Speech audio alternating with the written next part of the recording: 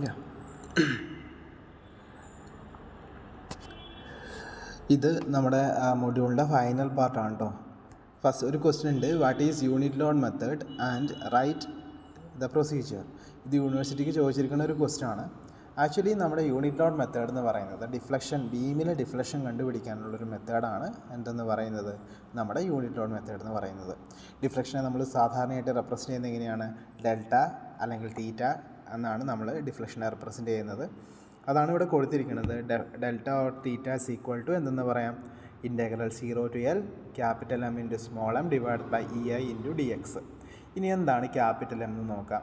ഒരു ബീമിനകത്ത് ഉള്ള external load കൊണ്ടുണ്ടാകുന്ന മൊമെൻറ്റിനെയാണ് എന്തെന്ന് പറയുന്നത്, ക്യാപിറ്റൽ എം എന്ന് പറയുന്നത്. സ്മോൾ എം എന്ന് പറഞ്ഞിട്ടുണ്ടെങ്കിൽ ആ ബീമിലെ യൂണിറ്റ് ലോഡ് കൊണ്ടുണ്ടാകുന്ന ആ മൊമെൻറ്റിനെയാണ് എന്തെന്ന് പറയുന്നത്, സ്മോൾ എം എന്ന് പറയുന്നത്. ഇതെങ്ങനെയാണ് ചെയ്യേണ്ടതെന്ന് വെച്ചിട്ടുണ്ടെങ്കിൽ, ഇപ്പോൾ സപ്പോസ് എക്സാമ്പിളായിട്ട് ഇങ്ങനൊരു ബീമാണ് എന്ന് നിങ്ങൾ വിചാരിക്കുക.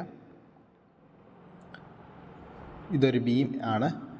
ഈ ബീമിനകത്ത് എ ബി ഒരു ലോഡ് നമുക്കുണ്ട്. ആ ലോഡ് ഒരു 50 ന്യൂട്ടൺ ആണെന്നിരിക്കട്ടെ. ഇതിനെ പോയിൻ്റ് സി എന്ന് പറയും.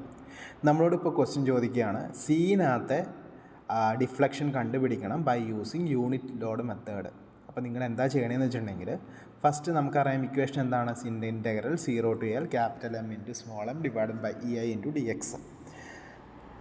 നമ്മൾ എന്താ ചെയ്യേണ്ടതെന്ന് വെച്ചിട്ടുണ്ടെങ്കിൽ, ഫസ്റ്റ് ക്യാപിറ്റൽ എമ്മും സ്മോൾ എമ്മും കണ്ടുപിടിക്കുക എന്നുള്ളതാണ്. ക്യാപിറ്റൽ എമ്മും സ്മോൾ എമ്മും കണ്ടുപിടിക്കാൻ വേണ്ടി ഫസ്റ്റ് നമുക്ക് എന്ത് വേണം, സപ്പോർട്ട് റിയാക്ഷൻസ് വേണം. അപ്പോൾ നിങ്ങൾ ഫസ്റ്റ് കണ്ടുപിടിക്കേണ്ടത് അതിൻ്റെ സപ്പോർട്ട് റിയാക്ഷൻസ് ആണ്. സപ്പോർട്ട് റിയാക്ഷൻസ് കണ്ടുപിടിച്ചതിന് ശേഷം നമ്മൾ എന്ത് ചെയ്യണം, ഇതിനെ 2 പോർഷൻസ് ആയിട്ട് എഴുതുവാണ്. AC എന്ന് പറയുന്ന പോർഷനും CB എന്ന് പറയുന്ന പോർഷൻസും നമ്മൾ രണ്ടായിട്ട് എഴുതി. ഇപ്പോൾ ഇതൊരു 3 മീറ്ററും ഇതൊരു 3 മീറ്ററാണെന്നിരിക്കട്ടെ.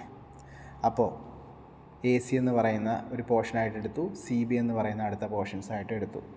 അവിടുത്തെ ക്യാപിറ്റൽ എമ്മും സ്മോൾ എമ്മും നിങ്ങൾ കണ്ടുപിടിക്കുക. എന്നിട്ട് എന്ത് ചെയ്യണം, ഇൻ്റഗ്രൽ A to C ആവുമ്പോൾ 0 to 3 ആണ് ലിമിറ്റ് വരുന്നത്, divide by EI into DX ചെയ്യുക. അതുപോലെ തന്നെ CBയിൽ അടുത്ത പോർഷൻ എടുക്കുക. സപ്പോസ് അതിൻ്റെ ലെങ്ത്ത് 4 ആണെങ്കിൽ അതിൻ്റെ ഇവിടെ എങ്ങനെ വരും, 0 to 4 ആയിരിക്കും ലിമിറ്റ് വരിക. അവിടത്തെയും ഈ ഒരു CB എന്ന് പറയുന്ന സെക്ഷനിലെയും ക്യാപിറ്റൽ എമ്മും സ്മോൾ എമ്മും കണ്ടുപിടിക്കുക, അത് ഇൻ്റഗ്രേറ്റ് ചെയ്യുക. വളരെ സിമ്പിളാണ്.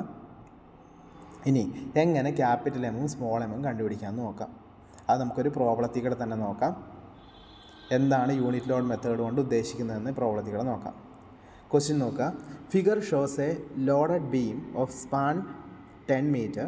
Compute the vertical deflection at A D using unit load method.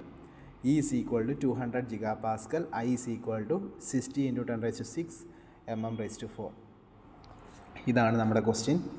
First അതിൻ്റെ യൂണിറ്റ് കൺവേർഷൻസ് നിങ്ങൾ നോക്കുക. ഫസ്റ്റ് നമുക്കറിയാം, നമുക്കെന്താണ് നമ്മുടെ ഇക്വേഷൻസ് അറിയാം.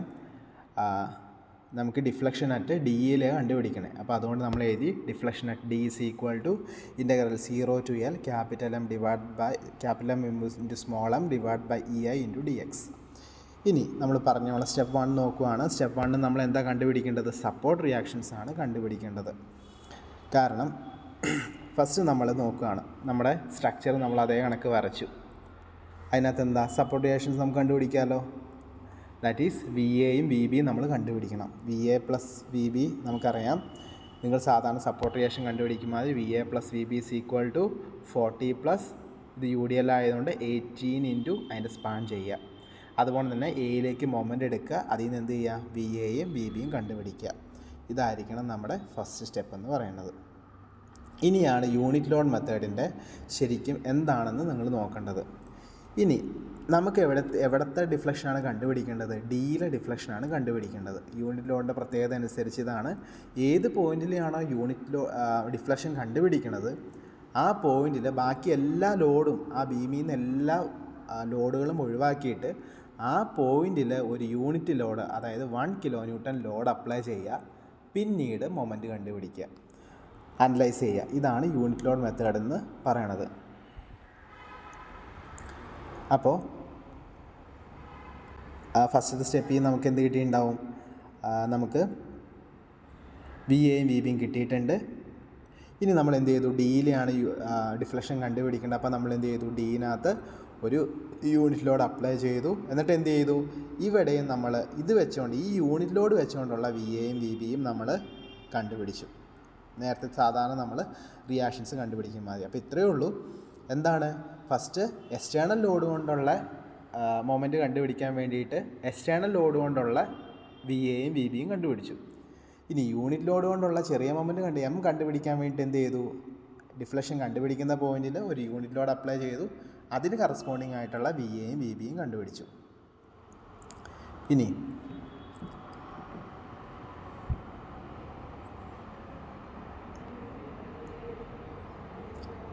സ്റ്റെപ്പ് 2ലേക്ക് പോവാം. നമുക്കിതൊന്ന് ടാബ്ലേറ്റ് ചെയ്തിട്ട് ഡീറ്റെയിൽ ആയിട്ട് എഴുതാൻ പറ്റും. നമ്മൾ പോർഷൻസ് എടുക്കുകയാണ്. നമ്മൾ മുന്നത്തെ കണക്കിലൊക്കെ ചെയ്തോണം. A B C D C B എന്ന് പറയുന്ന 3 പോർഷൻസ് എടുത്തു. എയുടെ ഒറിജിൻ എ ആയിട്ട് എടുത്തു, സി ഡിയുടെ ഒറിജിൻ സി ആയിട്ട് എടുത്തു, ഡി ബിയുടെ ഒറിജിൻ ബി ആയിട്ട് എടുത്തു. കാരണം ഇപ്പുറത്തെ എൻഡിൽ നിന്ന് എടുക്കുകയാണെങ്കിൽ കുറച്ചുകൂടി സോൾവ് ചെയ്യാൻ എളുപ്പമായിരിക്കും. ലിമിറ്റ് അറിയാലോ, 0 to 3 0 to 3 0 to 4. നമ്മൾ മുന്നേ ചെയ്ത പ്രോബ്ലത്തിലെ പോലെ തന്നെ ചെയ്താൽ മതി. ഇനി മൊമെൻറ്റ് കണ്ടുപിടിക്കുമ്പോഴാണ് വേറെ ഒന്നുമില്ല, നമ്മൾ ചെയ്ത കണക്ക് തന്നെ ഫസ്റ്റത്തെ ക്യാപിറ്റൽ എം ആണ് നമ്മൾ ഫസ്റ്റ് ഈ കോളത്തിൽ എഴുതിയേക്കണത്. ക്യാപിറ്റൽ എം കണ്ടുപിടിക്കാൻ വേണ്ടിയിട്ട് എന്ത് ചെയ്താൽ മതി, ക്യാപിറ്റൽ എം കണ്ടുപിടിക്കാൻ വേണ്ടിയിട്ട് നമ്മുടെ സ്ട്രക്ചർ, ഈ വരച്ചിരിക്കുന്നത് നമ്മുടെ സ്ട്രക്ചറാണ്. സ്ട്രക്ചറിനകത്ത് ഫസ്റ്റ് നമ്മൾ എ സി എന്ന് പറയുന്ന പോർഷനിലെ ക്യാപിറ്റൽ എം കണ്ടുപിടിക്കാൻ വേണ്ടി ഇതാണ് നമ്മുടെ എ സി എന്ന് പറയുന്ന പോർഷൻ. അവിടെ എന്താണ് എക്സ് ഡിസ്റ്റൻസ് മാറിയിട്ട് ഒരു സെക്ഷൻ നമ്മൾ കൺസിഡർ ചെയ്തു. ആ സെക്ഷന് 1 എന്ന് നമ്മൾ പേര് കൊടുത്തു. x1 എന്ന് നമ്മൾ പേര് കൊടുത്തു. ഇനി നമുക്ക് ഈ സെക്ഷനിലേക്ക് മൊമെൻറ്റ് എടുക്കാമല്ലോ. മൊമെൻറ്റ് എടുക്കുമ്പോൾ എങ്ങനെ വരും, മൊമെൻറ്റ് എടുക്കുമ്പോൾ ഈ വി എ ഇൻറ്റു എക്സ് വരും ഇല്ലേ. ആ വി എ ഇൻറ്റു എക്സ് ആണ് എഴുതി വെച്ചേക്കണം. വി എ നമ്മൾ ഓൾറെഡി കണ്ടുപിടിച്ചിട്ടുണ്ട്. 48 ഇൻറ്റു എക്സ് ചെയ്യുമ്പോൾ അവിടുത്തെ മൊമെൻറ്റ് കിട്ടും. ഇനി അടുത്ത പോർഷൻ നമ്മൾ എടുക്കുകയാണ്. അടുത്ത പോർഷൻ എന്ന് പറയുന്നത് സി ഡി എന്ന് പറയുന്നൊരു പോർഷനാണ് അല്ലേ. സി ഡി എന്ന് പറയുന്ന പോർഷനിൽ എന്തെടുത്തു, അതായത് സി ഡി എന്ന് പറയുന്ന പോർഷൻ, അവിടെ സിയിൽ നിന്നും എക്സ് ഡിസ്റ്റൻസുമായി ഏറി അടുത്തൊരു സെക്ഷൻ കണ്ടുപിടിച്ചു. അതിന് x2 എന്ന് പേര് കൊടുത്തു. ഇനി ആ S2ലേക്ക് നമുക്ക് മൊമെൻറ്റ് എടുക്കാം. x2ലേക്ക് മൊമെൻറ്റ് എടുക്കാൻ വേണ്ടിയിട്ട് ഫസ്റ്റ് എന്ത് വരും, ഈ വി എ ഇൻറ്റു ഇത്രയും ഡിസ്റ്റൻസ് വരൂലേ, വി എ ഇൻറ്റു ഇത്രയും ഡിസ്റ്റൻസ്. ആ ഡിസ്റ്റൻസ് എന്ന് പറഞ്ഞിട്ടുണ്ടെങ്കിൽ സി വരെയുള്ള ഡിസ്റ്റൻസ് 3 മീറ്റർ ആണ്. ഈ സിയിൽ നിന്നും സെക്ഷൻ വരെയുള്ള ഡിസ്റ്റൻസ് എക്സ് ആണ്. അപ്പോൾ നമുക്ക് എങ്ങനെ എഴുതാൻ പറ്റും, വി എ ഇൻറ്റു 3 + x, അതാണ് ഇവിടെ എഴുതിയേക്കണത്, V A into 3 + x.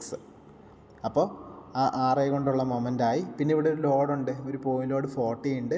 40 into X അതുകൂടി ചെയ്യുമ്പോൾ എന്ത് പറ്റും നമുക്ക്, അതൊരു ആൻറ്റി ക്ലോക്ക് വൈസ് മൊമെൻ്റ് ആയതുകൊണ്ട് നെഗറ്റീവ് മൈനസ് കൂടി കൊടുക്കുക. അതുകൂടി ചെയ്യുമ്പോൾ നമുക്ക് ഇവിടുത്തെ മൊമെൻറ്റ് എത്രയാണെന്നുള്ള കറക്റ്റായിട്ട് കിട്ടും. അടുത്ത സെക്ഷൻ നമ്മൾ ഡി ബി എടുത്തു. ഡി ബി എന്ന് പറയുന്നത് ഈ യു ഡി എല്ലുള്ളൊരു പോയിൻ്റാണ്. അപ്പോൾ ബിയിൽ നിന്നും എക്സ് ഡിസ്റ്റൻസ് മാറി ഒരു സെക്ഷൻ കൺസിഡർ ചെയ്തു. ആ സെക്ഷൻ x3 എന്ന് പേര് കൊടുത്തു. പിന്നെ നമുക്ക് എന്താ അവിടുത്തെ മൊമെൻറ്റ് കണ്ടുപിടിക്കാം. ഫസ്റ്റ് മൊമെൻ്റ് എന്ന് പറയുന്നത് വി ബി ഇൻറ്റു ഈ ഡിസ്റ്റൻസ് ആണ്. V B into X anticlockwise, V B into X right side ആയതുകൊണ്ട് എന്ത് പറ്റും, അത് പോസിറ്റീവാണ്. വി ബി ഇൻറ്റു എക്സ് പറഞ്ഞായി. പിന്നെ ഇത്രയും പോർഷനിൽ എന്തുണ്ട്, ഒരു യു ഡി എൽ കൂടി കിടക്കുന്നുണ്ട് അല്ലേ. ആ യു ഡി എല്ലിൻ്റെ മൊമെൻറ്റ് കണ്ടുപിടിക്കാം. ദാറ്റ് ഈസ് ഇത്രയും പോർഷനിലെ യു ഡി എൽ എന്ന് പറയുന്നത് 18 ഇൻറ്റു എക്സ് ആണ്. ഇൻറ്റു x/2 കൂടി ചെയ്യുമ്പോൾ ഇങ്ങോട്ടേക്കുള്ള മൊമെൻറ്റും കിട്ടും. അതുകൂടി കൊടുക്കുമ്പോൾ എന്ത് കിട്ടും, ഇവിടുത്തെ ക്യാപിറ്റൽ എം കൂടി കിട്ടും. അപ്പോൾ ഈ 3 പോർഷനിലെയും ക്യാപിറ്റൽ മൊമെൻറ്റിൻ്റെ വാല്യൂ നമ്മൾ കണ്ടുപിടിച്ചിട്ടുണ്ട്. ഇനി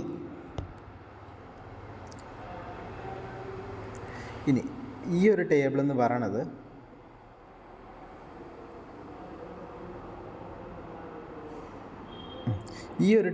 പറയണത് അതിൻ്റെ സ്മോൾ എം കണ്ടുപിടിക്കാനുള്ള മൊമെൻ്റാണ്. നമ്മൾ ഓൾറെഡി യൂണിറ്റ് ലോഡ് വെച്ചുകൊണ്ട് എന്താ നമ്മൾ വി എയും വി ബിയും സെപ്പറേറ്റ് കണ്ടുവച്ചിട്ടുണ്ട്. ഇതേ കണക്ക് തന്നെ നമ്മൾ എന്ത് ചെയ്യണം, എ ബി എന്ന് പറയുന്ന സെക്ഷൻ്റെ എ സി എന്ന് പറയുന്ന സെക്ഷൻ്റെ നടുക്ക് ഒരു പോർഷൻ്റെ നടുക്ക് ഒരു സെക്ഷൻ വരച്ചു. എയിൽ നിന്നും എക്സ് ഡിസ്റ്റൻസ് മാറിയിട്ടാണ്. അപ്പോൾ അടുത്ത മൊമെൻ്റ് എന്ന് പറഞ്ഞാൽ എന്തായിരിക്കും, വി എ ഇൻറ്റു എക്സ് ആയിരിക്കും. വി എ നമ്മൾ കണ്ടുപിടിച്ചിട്ടുണ്ട്, ഇൻറ്റു എക്സ് കൂടി ചെയ്യുക. അതാണ് അവിടെ വന്നേക്കണേ ഇതിവിടെ. ഇനി അടുത്തത് സി ഡി എന്ന് പറയുന്ന പോർഷൻ്റെ മൊമെൻറ്റ് കണ്ടുപിടിക്കാൻ വേണ്ടിയിട്ട് സിയിൽ നിന്ന് എക്സ് ഡിസ്റ്റൻസ് മാറിയിട്ട് ഒരു സെക്ഷൻ കൺസിഡർ ചെയ്തു. മൊമെൻ്റ് എടുക്കുകയാണ്. മൊമെൻ്റ് എടുക്കുമ്പോൾ എങ്ങനെ വരും, വി എ ഇൻറ്റു ഇത്രയും ഡിസ്റ്റൻസ്. സി വരെയുള്ള ഡിസ്റ്റൻസ് നമുക്കറിയാം എത്രയാണ്, 3 ആണ്. അതിൻ്റെ ഒപ്പം എന്തുകൊണ്ട് ഒരു എക്സ് കൂടി ഉണ്ട്. അപ്പോൾ വി എ ഇൻറ്റു 3 + x എന്ന് പറയുന്ന ഒരു മൊമെൻറ്റ് വരും. അതാണ് നമ്മളിവിടെ എഴുതിയേക്കുന്നത്. അടുത്തത് നമുക്കെന്താണ് ഡി ബി എന്ന് പറയുന്ന ഈ ഒരു പോയിൻ്റ്. ഈ ഒരു പോയിന്റിലെ മൊമെൻറ്റ് കണ്ടുപിടിക്കാൻ വേണ്ടി എന്ത് ചെയ്തു, ഒരു സെക്ഷൻ വരച്ചു. ബിയിൽ നിന്ന് എക്സ് ഡിസ്റ്റൻസ് മാറിയിട്ട് എന്താ വി ബി ഇൻറ്റു എക്സ് ചെയ്താൽ മതി. അതാണ് ഇവിടെ കൊടുത്തിരിക്കുന്നത്. ജസ്റ്റ് സിമ്പിളാണ്. ആ മൊമെൻറ്റ് കണ്ടുപിടിക്കുക. പിന്നെ നമുക്ക് ജനറൽ ഇക്വേഷൻസ് ഇല്ലേ, ആ ജനറൽ ഇക്വേഷൻസിലേക്ക് ഡയറക്റ്റ് കൊടുക്കുക, അത്രയേ ഉള്ളൂ. അതാണ് ഇവിടെ കൊടുത്തിരിക്കുന്നത്. ദേ ടോട്ടൽ നമുക്ക് ഡിയിലെ ഡിഫ്ലക്ഷനെ നമുക്കിങ്ങനെ മൂന്ന് പോർഷൻ ഉള്ളതുകൊണ്ട് നമുക്കിങ്ങനെ എഴുതാം. Total deflection is equal to deflection at 1 plus deflection at 2 plus deflection at 3. Deflection at 1 delta 1 എന്ന് പറയുന്നതാണ് എന്ത് എ സി പോർഷനിലെ ഡിഫ്ലക്ഷൻ. അത് ജസ്റ്റ് സോൾവ് ചെയ്താൽ മതി. ഡെൽറ്റ 2 എന്ന് പറയുന്നതാണ് എന്താണ് സി ഡി പോർഷനിലെ ഡിഫ്ലക്ഷൻ. ഡെൽറ്റ 3 എന്ന് പറയുന്നതാണ് ഡി ബി പോർഷൻ്റെ ഡിഫ്ലക്ഷൻ. ചുമ്മാ ഡയറക്റ്റ് നമ്മൾ വാല്യൂ കൊടുത്ത് ഇൻ്റഗ്രേറ്റ് ചെയ്ത് ആഡ് ചെയ്ത് ചെയ്താൽ മാത്രം മതി. പ്രത്യേകിച്ച് ഒന്നുമില്ല അതിനകത്ത് ചെയ്യാനായിട്ട്. ഇനി കുറച്ച് പ്രീവിയസ് ഇയർ ക്വസ്റ്റ്യൻസ് നോക്കാം. Obtain the static and kinematic indeterminacy of single beam fixed at both end. നമുക്കറിയാം രണ്ട് എൻഡും ഫിക്സഡ് ആണെങ്കിൽ ഒരു ബീമിൻ്റെ നമ്മൾ പറഞ്ഞിട്ടുണ്ട്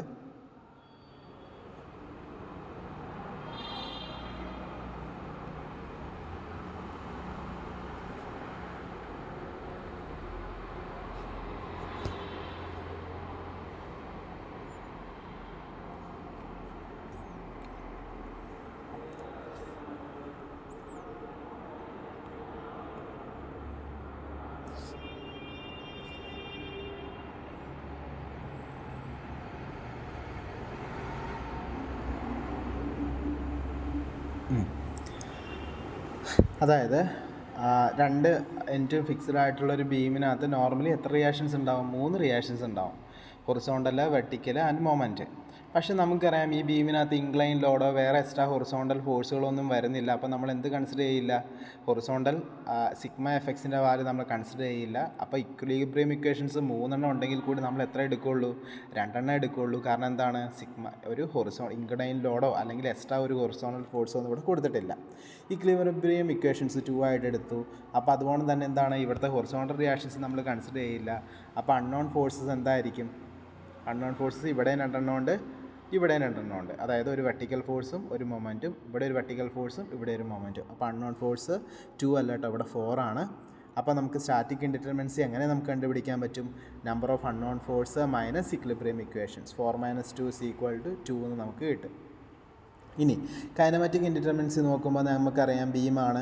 ഈ ബീമിന് ഈ ഫിക്സഡ് ബീം ആയതുകൊണ്ട് 3 സൈഡിലേക്ക് മൂവ്മെൻറ്റ് പോസിബിൾ അല്ല. ഇവിടെ എന്താണ് 3 സൈഡിലേക്ക് മൂവ്മെൻറ്റ് പോസിബിൾ അല്ല. അപ്പോൾ കെ എന്തായിരിക്കും? 0 ആയിരിക്കും. വളരെ സിമ്പിളായിട്ട് ചെയ്യാൻ പറ്റും. ഇനി അടുത്തൊരു ക്വസ്റ്റ്യൻ നോക്കാം. എപ്പോഴും ചോദിക്കുന്നതാണ് കേട്ടോ, ഫോഴ്സ് മെത്തേഡും ഡിസ്പ്ലേസ്മെൻറ്റ് മെത്തേഡും തമ്മിലുള്ള വ്യത്യാസം. ഫോഴ്സ് മെത്തേഡ് എന്ന് പറഞ്ഞിട്ടുണ്ടെങ്കിൽ forces are considered as unknown. ഇവിടെയോ displacement method displacement are considered as unknown. ഇനി unknowns are obtained from compatibility equations. ഇനി ഡിസ്പ്ലേസ്മെൻറ്റ് മെത്തേഡിനകത്ത് unknowns are obtained by equilibrium equations. ഇനി ഇത് എപ്പോഴാണ് സ്യൂട്ടബിൾ ആണെന്ന് നോക്കൂ. Suitable when static indeterminacy less than kinematic ഇൻഡിറ്റർമിനൻസിയിലാണ് ഫോഴ്സ് മെത്തേഡ് സ്യൂട്ടബിൾ ആകുന്നത്. ഇനി ഡിസ്പ്ലേസ്മെൻറ്റ് മെത്തേഡിലോ suitable when kinetic indeterminacy less than static indeterminacy. ഇനി also known as force method also known as flexibility method or compatibility method. ഇനി displacement method also known as equilibrium method or stiffness method. ഇനി force മെത്തേഡിന് എക്സാമ്പിളാണ് method of consistent deformation. Displacement മെത്തേഡിന് എക്സാമ്പിളാണ് slope deflection method.